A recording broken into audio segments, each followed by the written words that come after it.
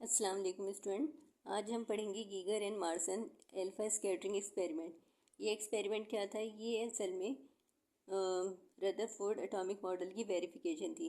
दो scientist Geiger and Marsons ने इस एक्सपेरिमेंट को परफॉर्म किया था और इस एक्सपेरिमेंट ने भी यही प्रूव किया कि एक मॉडल जो है, एटम जो है वो एक टाइनी और हैवी न्यूक्लियस रखता है। न्यूक्लियस के अंदर बहुत ज़्यादा एटॉमिक मास होते हैं और न्यूक्लियस के अराउंड इलेक्ट्रॉन मूव कर रहे होते हैं और most of the part of atom empty होता है। तो यही चीज़ें इन्होंने अपने एक्सपेरिमेंट के थ्रू प्रूव की हैं।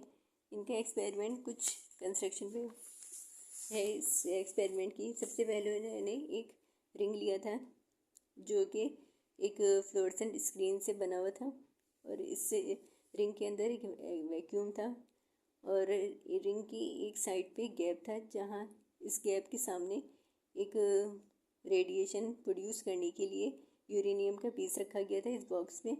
और इस बॉक्स में एक होलो बनाया गया था ताकि रेडिएशन यहाँ से पास हो सके। और इस बॉक्स के बिल्कुल सामने ही एक गोल्ड फॉइल रखी गई थी। जब इन्होंने रेडिएशन की बॉम्बार्डमेंट स्टार्ट की गोल्ड फॉइल पे, तो कुछ पार्टिकल इस गोल्ड फॉइल से बिल्कुल स्ट्रेट पास हो गए। और जब ये स्ट्रेट पास हुए तो यहाँ इनकी रेडिएशन की वजह से अल्फा पार्टिकल की यहाँ पे ब्राइटनेस आ गई, क्योंकि फ्लोरेसेंट स्क्रीन यूज़ करने का पर्पज़ ही यही होता है कि जब भी अल्फा पार्टिकल स्क्रीन पे स्ट्राइक करते हैं तो वो चीज़ जब ब्राइटनेस हो जाती है वहाँ पे चमकने लगती है। फिर उसने कुछ अनएक्सपेक्टेड रिजल्ट देखे कि कुछ पार्टिकल स्मॉल एंगल पे डिफ्लेक्ट हो रहे हैं और कुछ पार्टिकल ऐसे हैं जो 90 डिग्री से भी ज़्यादा एंगल के साथ डिफ्लेक्शन हो रही है। जैसे यहाँ पे आपको मूवमेंट नज़र आ रही है। ज़्यादातर पार्टिकल्स जो थे वो स्ट्रेट मूव कर गए थे, यानी इस गोल्ड फॉइल से बिल्कुल स्ट्रेट पास हो गए थे। लेकिन कुछ पार्टिकल ऐसे थे जो स्मॉल डिफ्लेक्शन के साथ इस पॉइंट से अवे मूव कर रहे थे और कुछ पार्टिकल ऐसे हैं जो बहुत ज़्यादा लार्ज डिफ्लेक्शन के साथ मूव कर रहे थे और कुछ ऐसे थे जो बाउंस बैक हो रहे थे, यानी तकरीबन 180 पे ही वो रिटर्न हो रहे थे उसी पॉइंट से। इन एक्सपेरिमेंट से उसने कुछ कंक्लूजन ड्राइव की।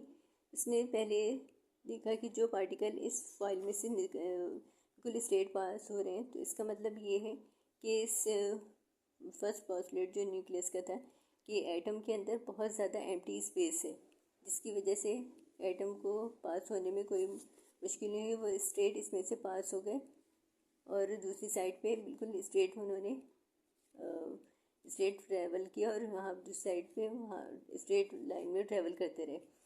और इसके बाद उसने देखा वो एंगल जो वो पार्टिकल जो एक स्मॉल एंगल से डिफ्लेक्ट हो रहे थे, तो इसका मतलब ये है कि न्यूक्लियस में प्रोटॉन इवनली डिस्ट्रीब्यूट नहीं है, रैंडमली डिस्ट्रीब्यूट हुए में, जिसकी वजह से स्मॉल डिफ्लेक्शन देखने में नज़र आ रही है।